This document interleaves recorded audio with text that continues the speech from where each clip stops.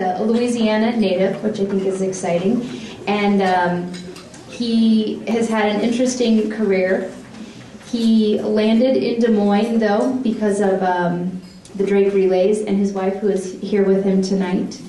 And Brian says that the biggest impact on his life has been his faith, family, and his friends. And the other thing that I didn't know about Brian, which I think is interesting, is that in addition to all that he does at Drake University, he's also an assistant pastor at Elim Christian Fellowship. So I'd like to welcome Brian and thank him for coming tonight.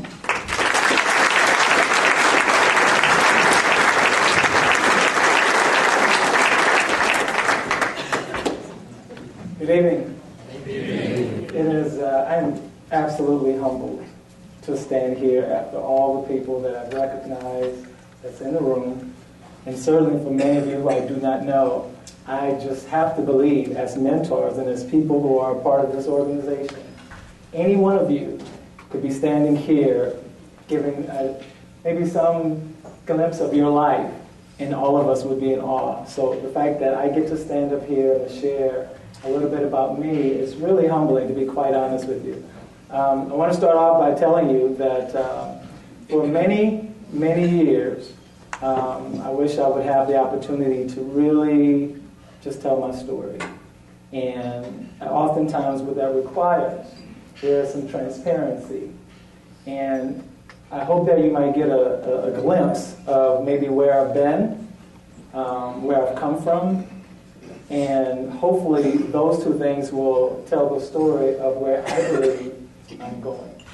And my family, and I'll start off telling you about my family. I'm from a little town called New Iberia, Louisiana. Anyone know where New Iberia is? Got three. One for the Father, one for the Son. Very good. I'm in the house.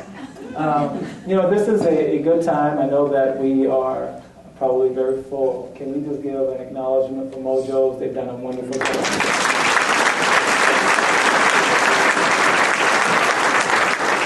So with that, knowing that we all might be on the edge of a teeter or a tot or a rock to sleep, I want to keep it short, but also I want to share with you a little bit about, again, my family, where I've come from. It's a little town, but it's only known probably for Tabasco. That's the place where they make the Tabasco, and I see some high fives going on. Yeah. But, and the thing about that is, it's everywhere I've gone from the very beginning. My very first official visit from New Iberia, Louisiana, Cornell University in Ithaca. Cornell came, had some coaches come down, take a look at me and for basketball, and they offered me an official visit, so I went out. I boarded my first airplane from New Iberia, got on that plane, flew to Ithaca, New York, stepped off that plane, stepped in snow for the first time. Got to wherever I was going to eat, and there it was. Tabasco, right on the table. So I felt at home. So those high fives, I appreciate it a bit. What makes me most comfortable, particularly as I've now been, I guess, in Des Moines for almost 10 years, is the fact that the people are truly amazing. I told Natasha when we first came, I said, I don't know, maybe it's just the red carpet. People are way too nice here. I said, the red carpet's been rolled out, but pretty soon, we're going to fall hard.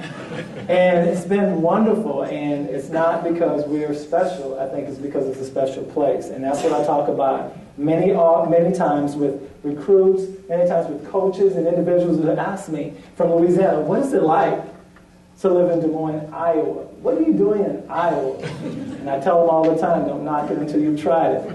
And I have my own perceptions, quite honestly, of what it would be like to come to Des Moines and to live here. And many of you here, all of you here, have created an opportunity for a person from way south Louisiana to come here and feel very, very much at home.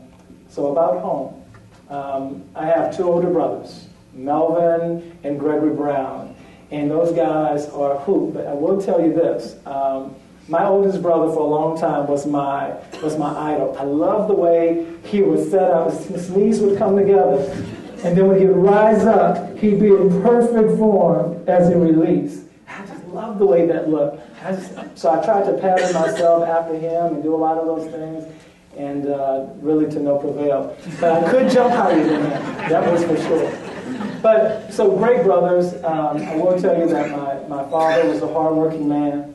He worked for an electric company called Cleco Electric. He drove a lot of the big transformer trucks, so that was his role, that was his job.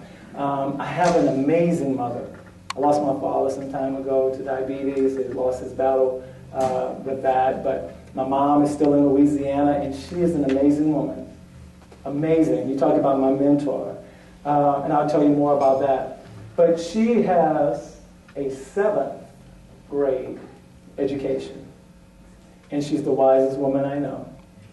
My mother, she knew one thing. What she wanted for me was for me to stand on her shoulders and go further than she ever thought she could go. My mother did not know, probably, and I'm guessing, she probably did not understand what a PhD was, but she wanted it for me. She spoke that into my life. I didn't think about college because no one in my family went to college. I knew when I went on the plane to Ithaca, New York, my parents couldn't afford it. I thought it'd be a pretty good trip. And it was. And I wanted to be there. And I came back and said, Mom, Dad, I said, son, we can't do it. We can't afford to pay the difference. And so I said, okay. My junior year, I said, well, if I'm going to get to college, I have to take the gift that God has given me and do the very best that I can to be a good steward. Little did I know that, and I'll be honest with you tonight, little did I know that jumping